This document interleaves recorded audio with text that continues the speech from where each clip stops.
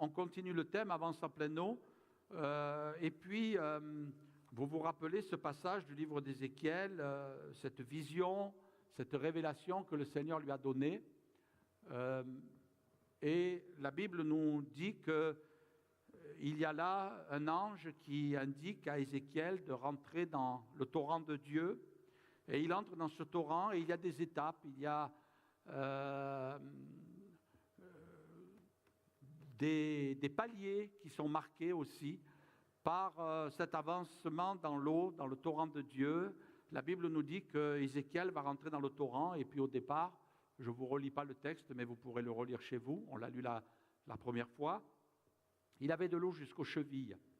Et les chevilles nous parlent de la marche chrétienne, du début de la vie chrétienne. Et ensuite, l'ange a mesuré 1000 coudées, qui correspondent à 500 mètres à peu près. Et puis là, il avait de l'eau jusqu'aux genoux. C'est l'image dans la Bible, les genoux sont l'image de la prière, de l'intercession, du combat spirituel, et nous en avons déjà parlé. Et puis, l'ange va encore mesurer 1000 coudées, 500 mètres, et puis il avait de l'eau jusqu'aux reins. Et les reins, dans la Bible, nous parlent de la force.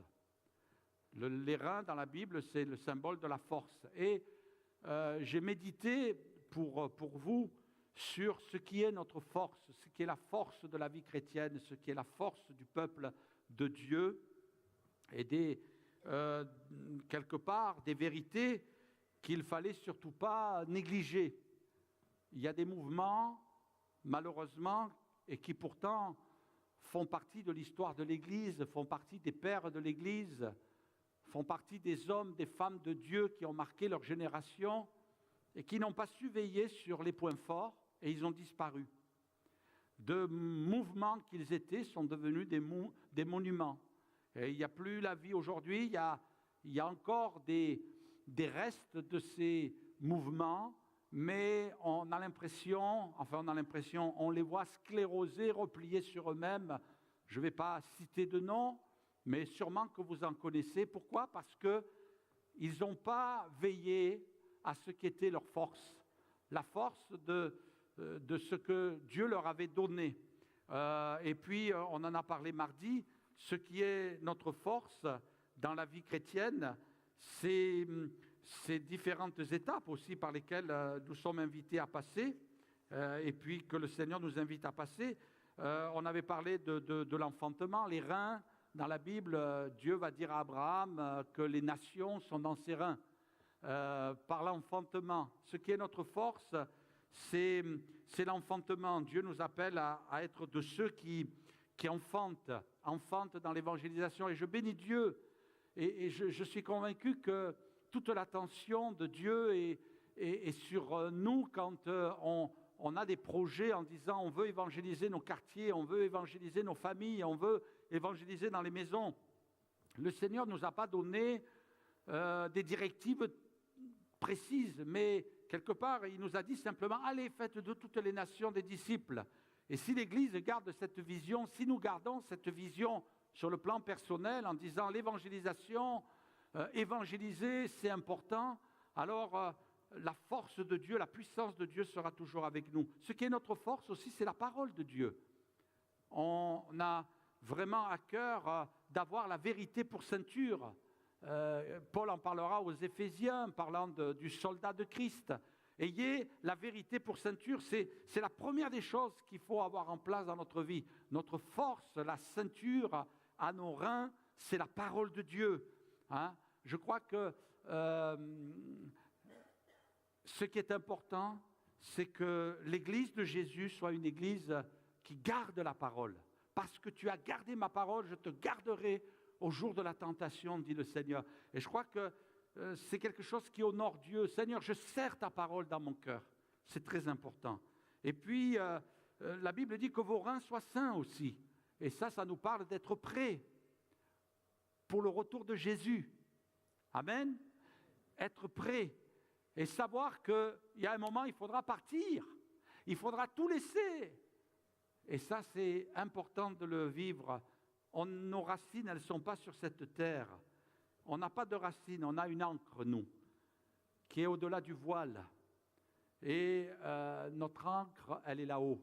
Et c'est au bout de l'ancre qu'il y a cette corde à laquelle nous sommes reliés, que l'on veut tenir. Et il peut y avoir des tempêtes, il peut y avoir des vents de doctrine, mais tant que nous sommes attachés au Seigneur, nous tiendrons bien, nous tiendrons bon. Et puis il y a la ceinture des vainqueurs aussi.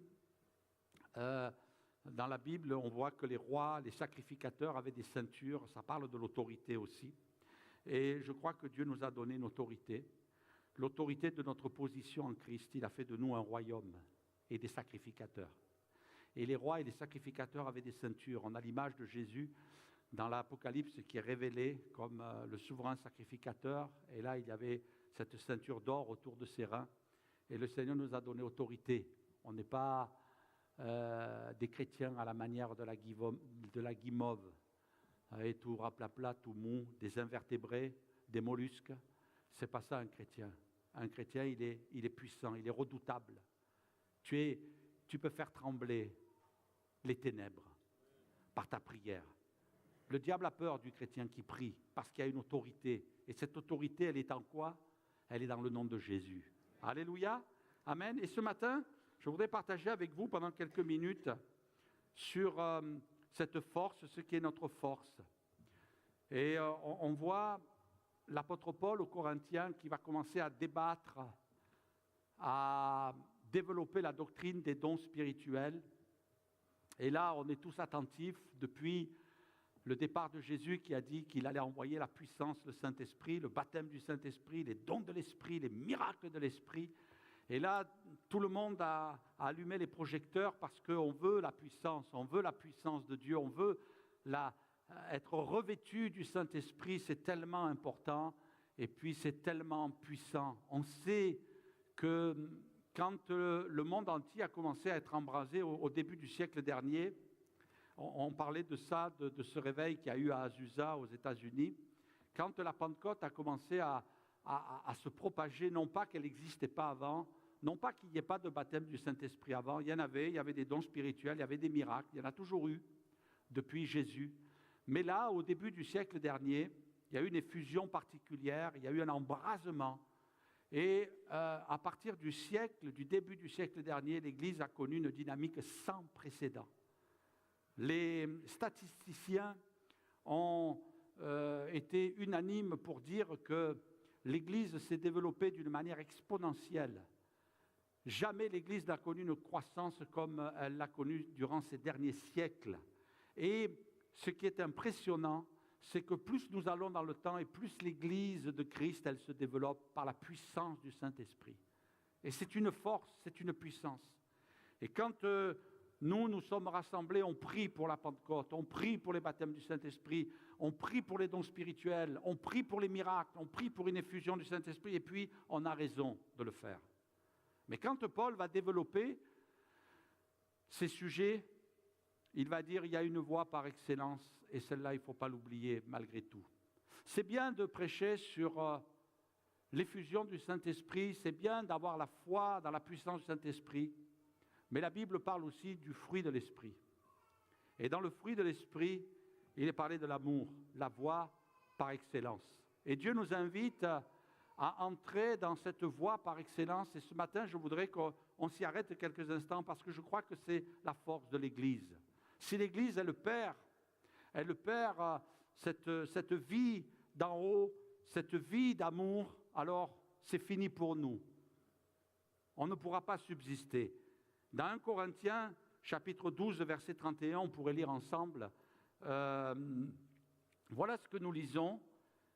La voie par excellence, il est dit, aspirez aux dons les meilleurs. Et puis on a raison.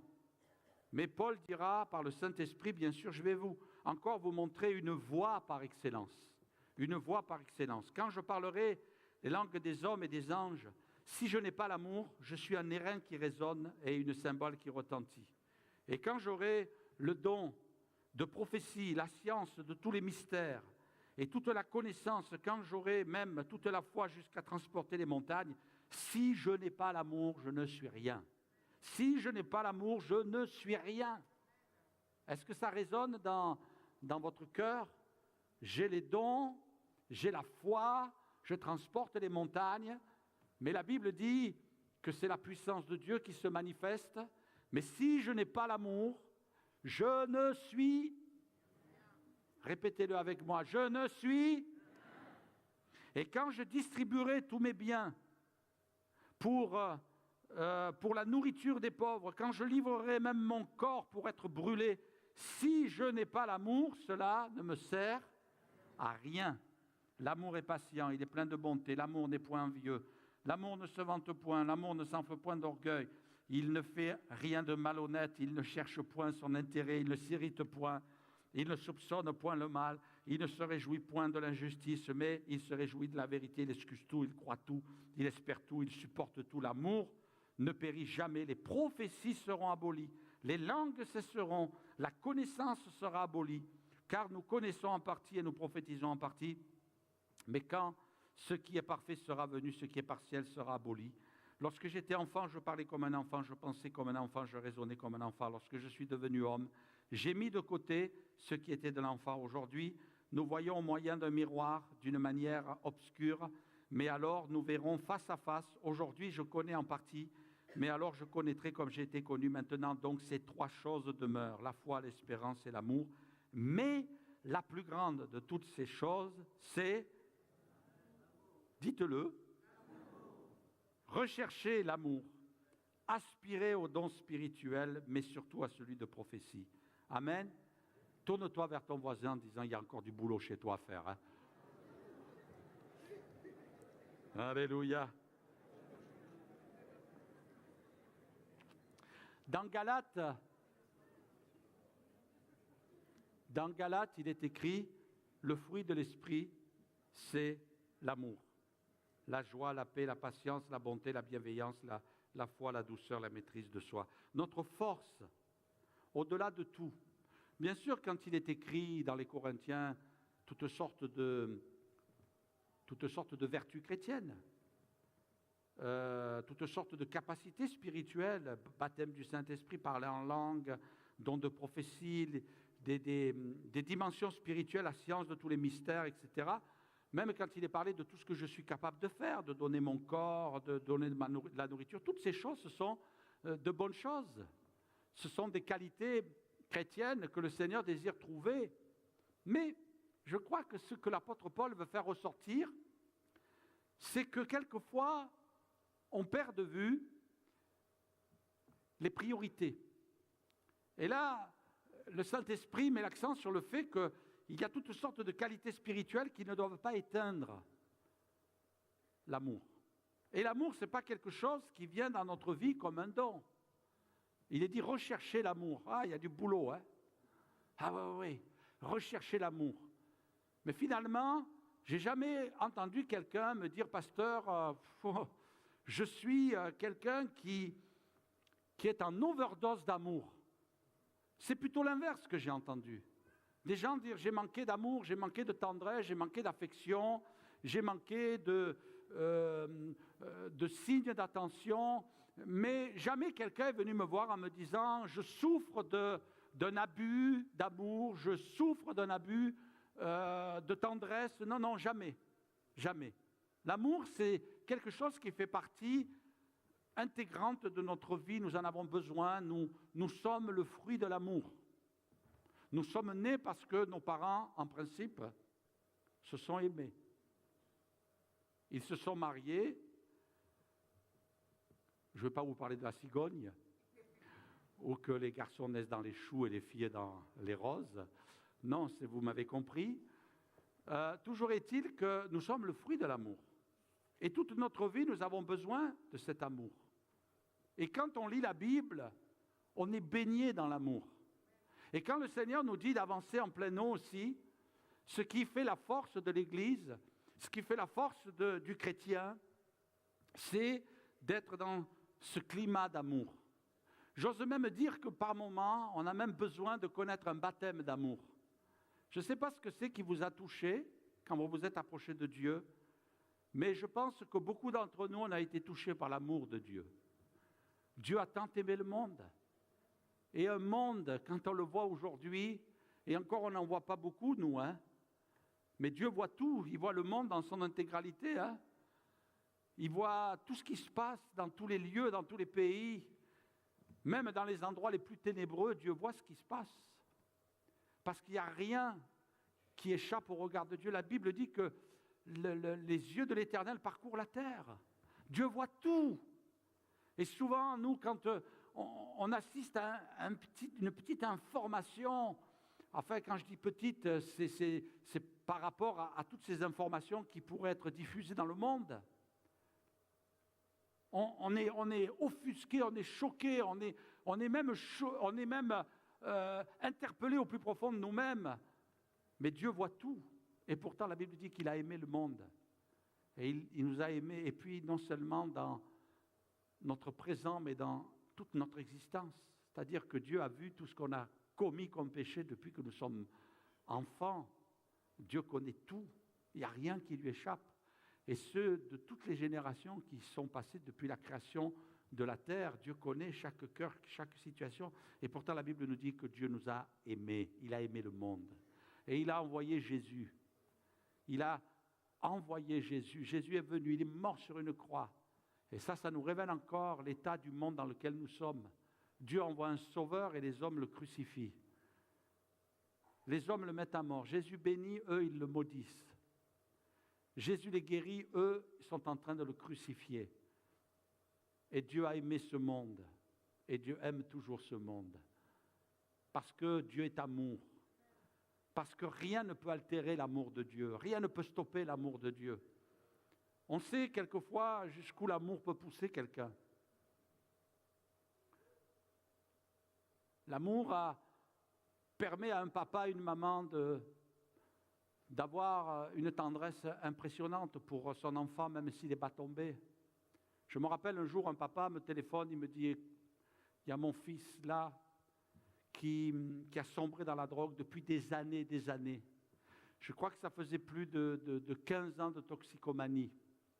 Et ce jeune, dans sa fugue, dans ses délires, il avait été un petit peu partout, dans différents pays, dans différentes villes. Et puis un jour, il m'a téléphoné, il m'a dit, j'ai donné mon cœur à Jésus, j'habite telle ville dans laquelle tu es pasteur.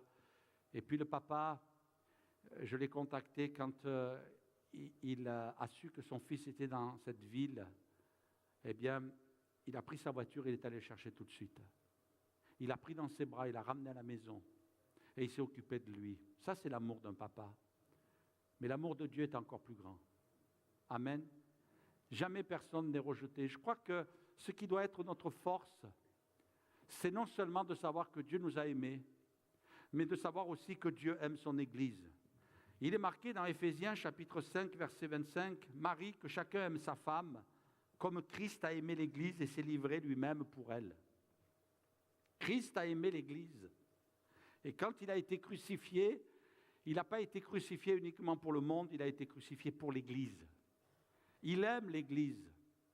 Il a aimé l'Église, il aime l'Église. Et puis, la Bible nous dit, chose qui nous impressionne toujours, qu'il la voit sans tache, sans défaut, ni ride. Nous, quand nous arrivons dans une église, moi j'ai souvent vu ça, maintenant je commence quand même à avoir un petit peu de kilomètres au compteur du ministère pastoral, mais combien de gens sont venus, « Oh, pasteur, combien votre église ?» Enfin, ils disent, bon, mon église parce que je suis le pasteur, mais elle n'est pas à moi, elle est à Jésus, vous êtes d'accord avec ça. Et, « Oh, pasteur, oh, votre église, combien elle est merveilleuse, c'est beau, j'ai été accueilli, les gens, ils sont gentils. » Moi, je leur dis souvent, c'est vrai, c'est une bonne église, vous êtes bien, mais vous allez vite la découvrir. Vous allez vite la découvrir. Et il y a des moments où vous allez être déçus de l'église. Comment allez-vous réagir quand vous allez être déçus? Parce qu'il y aura toujours quelqu'un qui va vous décevoir. Comment allez-vous réagir? Est-ce que vous allez bouder? Est-ce que vous allez vous enfermer chez vous? Est-ce que vous allez changer d'église? Est-ce que vous allez commencer à devenir, ça y est, un petit peu comme les orbites dans l'espace? Là, on va d'église en église jusqu'à ce qu'on trouve l'église parfaite. Je crois qu'on est quelquefois dans l'illusion, mais le Seigneur Jésus, lui, la voit parfaite. Nous, on ne la voit pas parfaite. La Bible dit que Christ a aimé l'Église. Et Vous vous rappelez même l'histoire quand même assez forte de Pierre qui a renié Jésus. Il a renié. Alors que c'était à ce moment-là que Jésus avait le plus besoin de ses disciples, la Bible dit, ils l'ont tous abandonné. Tous ont abandonné Jésus. Et Pierre, lui, l'a renié. Quel péché terrible d'avoir renié Jésus. Et la Bible dit qu'à un moment donné, il a croisé le regard de Jésus, et là, il a pleuré amèrement.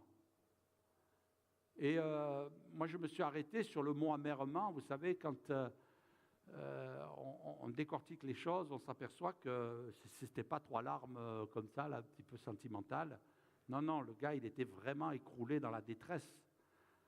Et puis, de toute façon, ce genre d'individus, c'était des coriaces. Surtout à cette époque-là, ils affrontaient des situations difficiles. On ne pleurait pas comme ça. Et puis là, il s'est effondré. Il a pleuré amèrement. Et on aurait pu dire, il s'est perdu comme Judas. Parce que quelque part, vous savez, on n'était pas très loin du péché de Judas avec celui de Pierre. Hein. Bon, ce n'était pas tout à fait le même, mais quelque part, ils se rejoignaient tous les deux. Hein. Il y a des moments, il avait des élans, Pierre, mais là, à un moment donné, peut-être c'était le mauvais jour, il était en état de faiblesse, et là, il a renié Jésus. Il a même juré qu'il ne le connaissait pas, alors qu'il avait dit un petit peu avant qu'il était prêt à mourir pour lui. Est-ce que vous avez remarqué la manière dont Jésus l'a réhabilité? La Bible dit, et puis on peut le relire ensemble, après qu'ils eurent mangé, dans Jean chapitre 21, verset 15, après qu'ils eurent mangé, Jésus dit à Simon, « Simon, fils de Jonas, m'aimes-tu?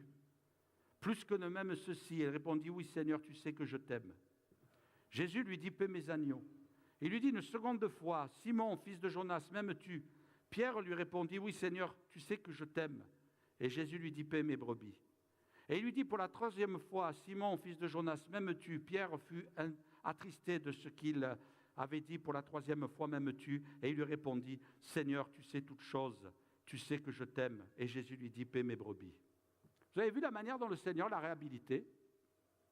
Parce que là, on assiste à la réhabilitation de Pierre.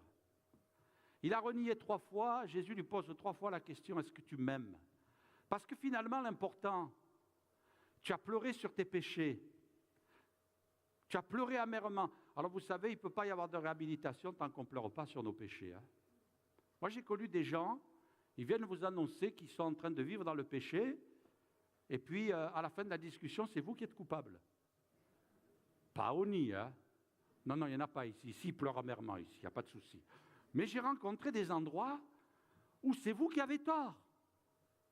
Ah ouais, je me suis retrouvé dans des situations, waouh. C'était quand même bizarre. Mais là, c'était une vraie repentance. Il ne peut pas y avoir de réhabilitation s'il n'y a pas de repentance. On est d'accord avec ça. C'est la première des choses, repentez-vous. Hein? Se repentir, c'est avoir du regret par rapport au péché. Et puis, il faut l'abandonner, bien sûr. Autrement, on ne prospère pas. Bon, Pierre a pleuré amèrement. Et ses pleurs d'amertume montrent qu'il s'est repenti. Et que ça a été fini pour lui. D'ailleurs, on le voit que quelque chose s'est passé parce que le jour de la Pentecôte, c'était vraiment pas le jour où il fallait sortir et se montrer. Il y avait des milliers et des milliers de Juifs qui étaient là, c'était la fête. Et puis quand le Saint-Esprit est tombé sur lui, comme sur les 120, eh bien là, il est sorti. On l'a traité d'alcoolique, on a dit, ils sont pleins de vin doux, ces gens-là. Hein? Et puis Pierre, là, ok, c'est fini, Seigneur, je suis guéri. Quand tu te repens, tu es guéri. Quand tu passes entre les mains du Seigneur, tu passes par la guérison. Amen. Est-ce qu'il y en a qui croient à la guérison du cœur ce matin? Amen. Et là, il est devant des milliers de gens. Et il prêche l'évangile avec force. 3000 se convertissent. Oh, gloire à Dieu. Je crois que ça, c'est le rêve de tous les pasteurs, de prêcher devant des gens. Et qu'il y en ait 3000 qui se convertissent. Waouh, j'imagine le service de baptême, ça a dû être la panique. Mais ils se sont débrouillés. Le Seigneur l'a réhabilité. Mais le Seigneur le ramène à lui en disant, ce que je veux voir dans ton cœur, c'est savoir si tu m'aimes. Il ne va pas commencer à décortiquer, oui, mais tu as fait comment, et tu as vécu comment, et ton péché, comment tu t'es repenti, et comment tu as pleuré, et tu as pleuré combien de temps, et puis, est-ce que tu as abandonné, est-ce que tu es prêt maintenant à mourir pour moi, parce que tu l'as dit, hein, tu as coupé l'oreille de Malchus, est-ce que tu es prêt encore à couper tes oreilles? Non, Jésus va lui dire, est-ce que tu m'aimes? Parce que c'est la base de la vie chrétienne. Pierre, tu m'as renié, mais aujourd'hui, ce qui est important, c'est de savoir si tu m'aimes. Et si tu m'aimes vraiment, Jésus ne lui a pas dit saute-moi au cou et fais-moi un gros bisou. Ou lève-toi et fais une grosse déclaration. Ou Pierre, si tu m'aimes, eh bien, il faudra que toi aussi tu passes par la croix, parce que finalement, c'est ce qui lui est arrivé. Hein. Ouais, tu vas mourir, Pierre. Alors prépare-toi. Pierre, Peter. Hein? Est-ce que tu m'aimes? Oui, Seigneur, je t'aime. Alors occupe-toi de mon Église. Comment, Seigneur? Pierre, est-ce que tu m'aimes? Occupe-toi de mon Église, parce que mes brebis, c'est son Église. On a compris ça? Ce n'est pas un bâtiment. Pierre, est-ce que tu m'aimes? Pour la 3e fois, alors tu vas t'occuper des agneaux. C'est-à-dire ceux qui vont naître dans le troupeau. Parce que c'est comme ça que tu vas me montrer que tu m'aimes. Alors nous, quelquefois, on a tendance à faire des grandes envolées. Seigneur, tu sais que je t'aime. I love you. Jesus. Hein? On est capable de le dire en toutes les langues. Est-ce que quelqu'un peut le dire en créole? J'aime Jésus. Allez, dans une langue africaine, j'aime Jésus. Alingio. Malingio. Bon, c'est pas grave, vous avez compris. Est-ce que quelqu'un peut me le dire dans une langue là, qui se lève et disent, voilà, ça c'est du chinois? Non, il n'y en a pas? En allemand? Oh, en allemand, c'est ce que me dit ma femme tous les jours. Elle a fait en allemand en première langue. Moi, j'ai fait anglais en première langue. J'ai jamais autant parlé français que depuis que j'ai fait l'anglais. Jésus, je t'aime. Alors occupe-toi de mon Église. Mais Seigneur, je ne comprends pas. C'est toi que j'aime. Ce n'est pas ton Église. Oui, mais si tu n'aimes pas mon Église, tu ne peux pas m'aimer. Hein? Seigneur. Mes brebis. Un jour, un pasteur m'a dit, ces brebis, j'en peux plus, elles me font devenir chèvre. Ouais, c'est pas évident. Ouais, il y a toutes sortes, vous savez, il y a eu toutes sortes de paroles parfumées. Ces brebis, disait quelqu'un, elles m'ont pris pour un vétérinaire plutôt qu'un pasteur. C'est toutes des brebis, toutes des expressions qui ont été dites sur l'Église. Il y a beaucoup de choses qui se disent sur l'Église. L'Église, c'est la seule armée qui tire sur ses soldats. C'est des slogans qui ne sont pas agréables à entendre et qui pourtant sont la vérité. Mais quand je vois la manière dont Jésus va recevoir Pierre, là je prends une leçon. Alors c'est vrai, je ne vais pas me comparer à Jésus, mais quand même Jésus est mon modèle.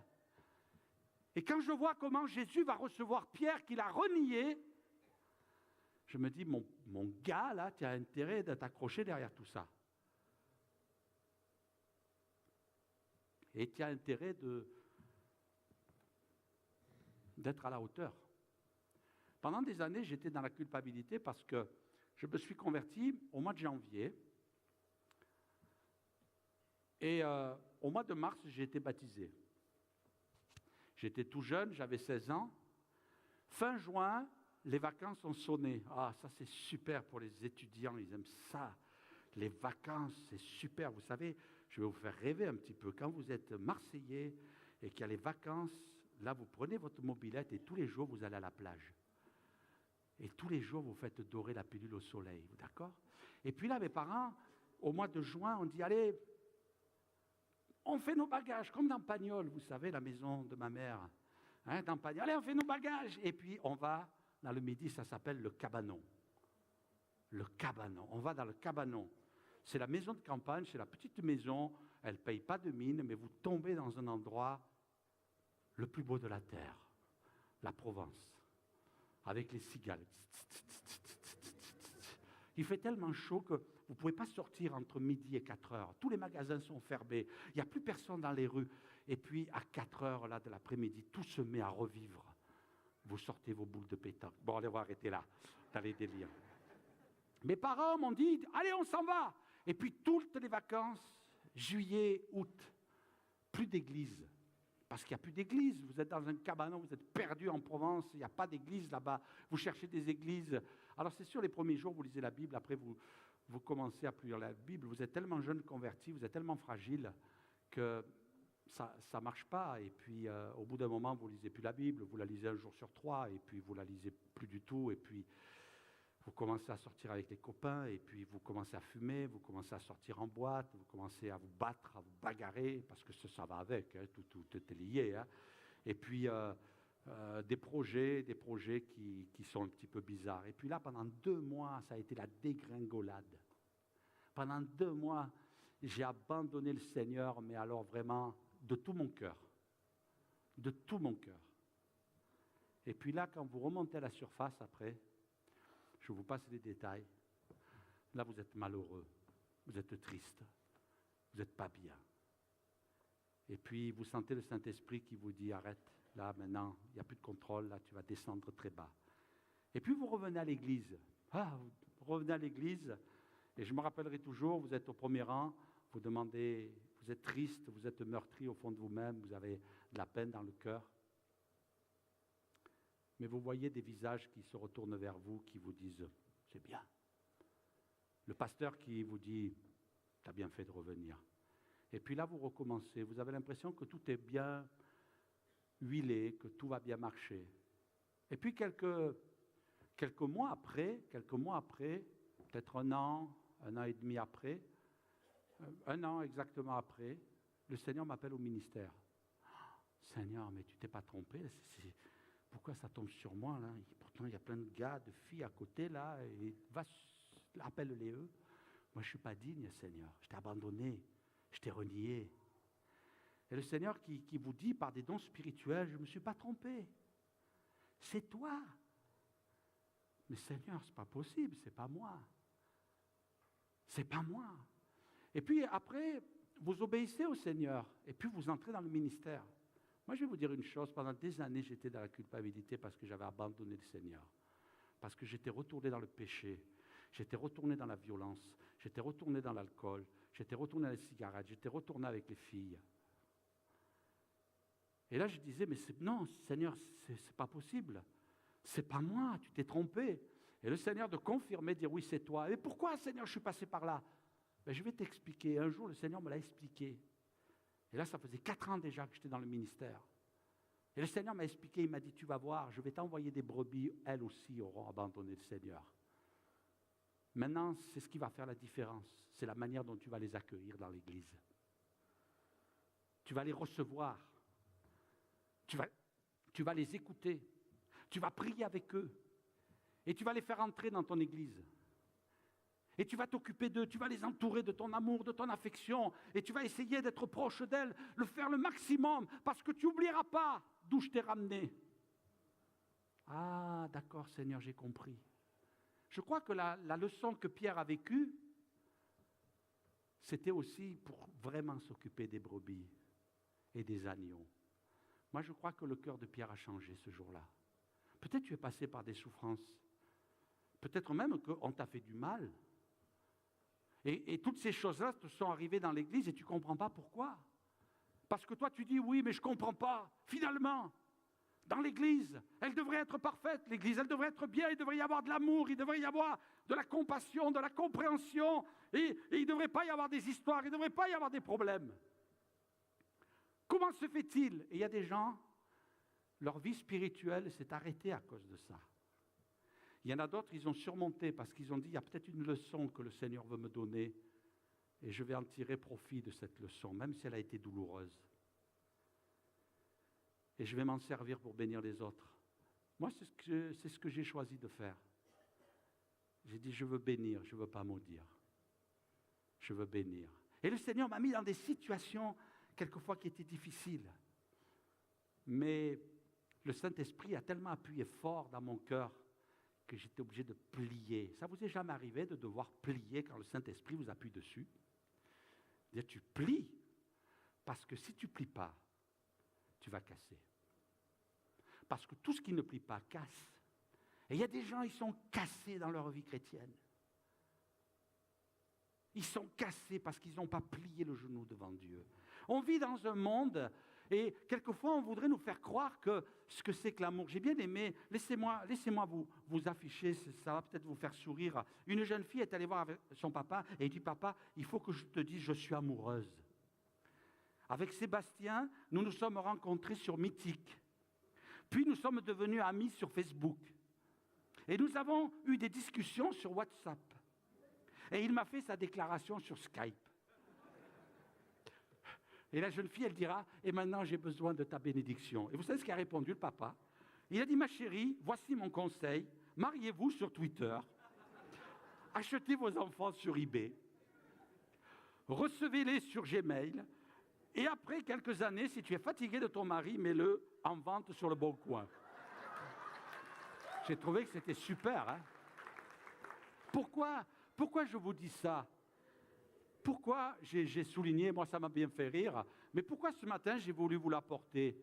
Parce que quelquefois on se cache derrière le virtuel, vers Internet, pour montrer finalement qu'on aime les frères et sœurs, et on se déculpabilise comme ça, mais l'amour de Jésus, l'amour que Jésus a mis dans notre cœur pour l'Église, c'est un amour qui se sacrifie, c'est un amour qui se livre. Et Jésus qui s'est livré, eh bien ça a été aussi un amour qui a accepté la souffrance de la croix.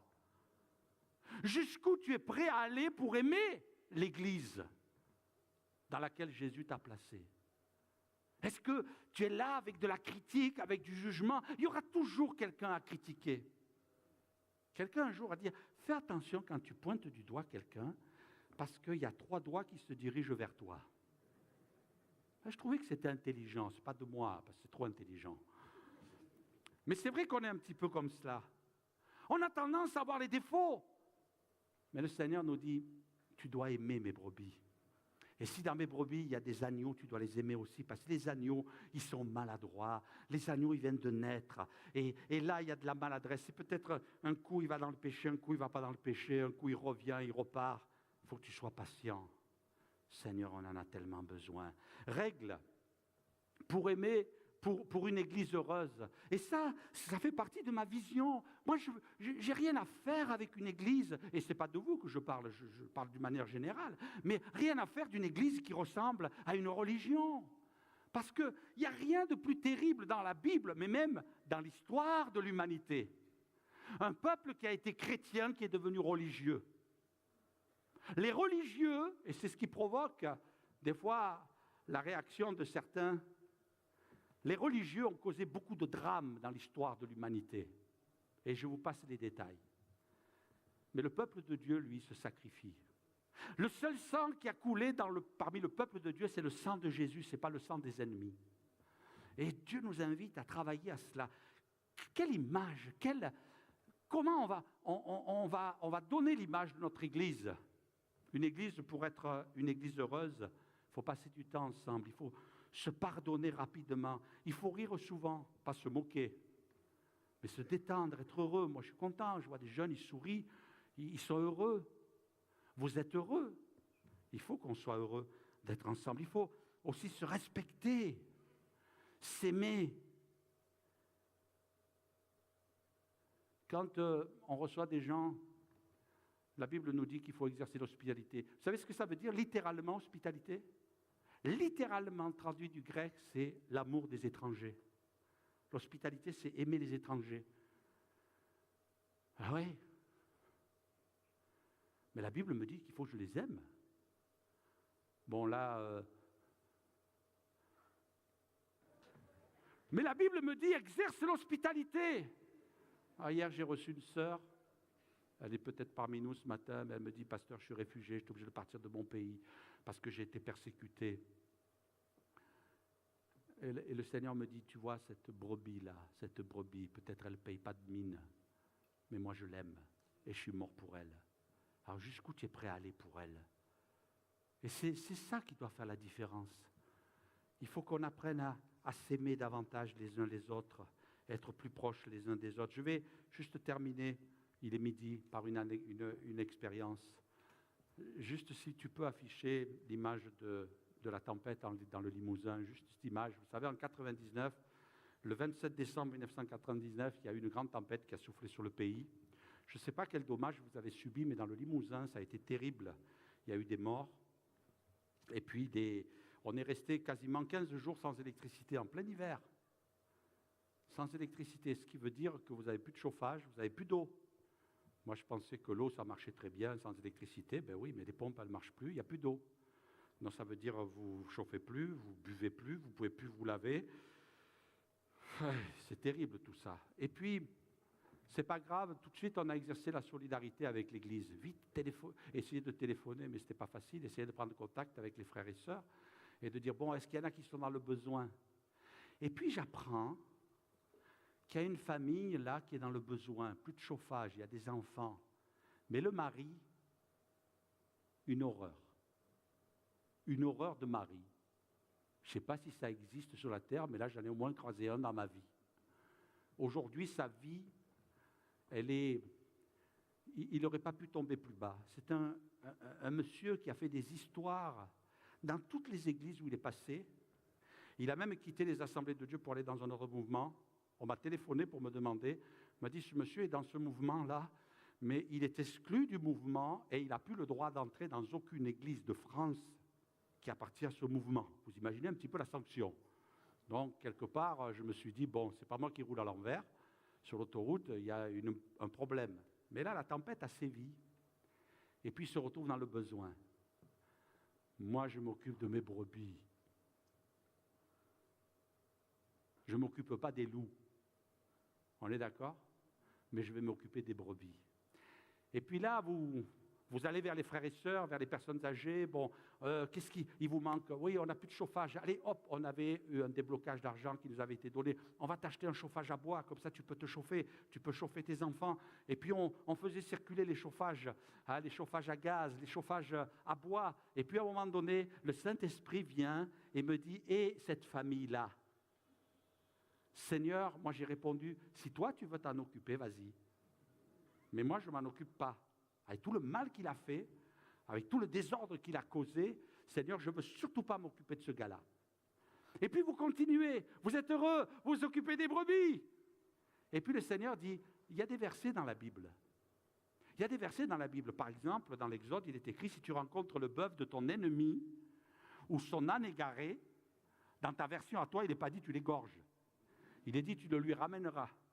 Dans Exode 23, verset 5, si tu vois l'âne de tes ennemis succombant sous sa charge et que tu hésites à le décharger, tu ne l'achèves pas. Tu l'aideras à le décharger. Dans Proverbe 25, 21, si ton ennemi a faim, donne-lui du pain à manger et s'il a soif, donne-lui à boire. Et dans Romains chapitre 12, verset 20, si ton ennemi a faim, donne-lui à manger, s'il a soif, donne-lui à boire, car en agissant ainsi, tu amasseras des charbons ardents sur sa tête. Et le Seigneur dit, oui, mon gars, là, petit Alain, petit pasteur, tu prêches la parole, tu es heureux, tu es fier de la Bible, mais mets-la en pratique. Alors tu vas t'occuper de ce gars-là, et tu vas lui amener un chauffage qui marche.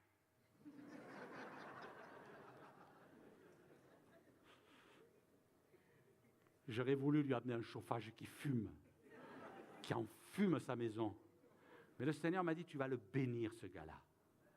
Seigneur, mais non, mais j'y arrive pas. Est-ce que je peux y aller avec ma grosse Bible et lui taper sur la tête, Seigneur, en même temps? Non, non, non, tu vas le bénir. Tout le mal qu'il a dit de toi, tout le mal qu'il a dit de l'Église, tout le mal qu'il dit des croyants, tu vas le bénir. Il est dans le besoin, tu vas le bénir. Parce que ma parole, elle dit ça. Alors là, vous avez le choix. Soit vous pliez, soit vous cassez. Soit vous perdez la face devant les hommes et vous gardez la face de Dieu, soit vous perdez la face de Dieu et vous gardez la face devant les hommes. Vous voyez ce que je veux dire? C'est sûr qu'en faisant ça, j'ai perdu la face. Pauvre petit pasteur. Vous voyez un peu, il est faible ce gars-là. Mais le Seigneur m'a dit, si tu perds la face devant lui, tu conserveras ma face. Moi, j'ai vite fait le choix. Et j'ai plié. Et puis, on a pris ma voiture, j'ai mis le chauffage dedans et je lui ai amené. Quand j'aurais aimé vous dire qu'il y a eu les violons qui ont commencé à jouer, et puis on est arrivés l'un vers l'autre, et puis on s'est pris dans les bras et on s'est embrassés, on a pleuré. Non, ça c'est dans les feux de l'amour que vous voyez ça. Mais ça ne s'est pas passé comme ça. Et il a continué à maudire, il a continué jusqu'au bout. Aujourd'hui, son foyer est éclaté, il n'a plus d'église, il est avec une autre femme. Il a quitté ses enfants, il a quitté sa femme. Mais le Seigneur m'a dit, tu obéis et tu ne discutes pas. Et il y a des moments où le Seigneur nous dit, tu plies. Comment tu te comportes dans l'église? Comment tu te comportes avec tes frères et sœurs? Comment tu te comportes avec celui qui a rétrogradé, qui revient dans l'église? Comment tu te comportes avec celui qui peut-être vient à l'église, tu sais, c'est pas du Coco Chanel qui s'est mis comme parfum ce matin? Vous voyez ce que je veux dire? Paye pas de mine. Le petit enfant, la personne âgée, lui qui n'est pas tombé. Et je crois que le Seigneur nous invite. Est-ce que tu m'aimes, Pierre? Est-ce que tu m'aimes? Oui, Seigneur, je t'aime. Alors tu vas t'occuper de mes brebis. Parce que c'est comme ça que tu vas montrer que tu m'aimes et que tu pratiques le plus grand de tous les commandements. Tu aimeras le Seigneur ton Dieu de tout ton cœur, de toute ton âme, de toute ta pensée, de toute ta force.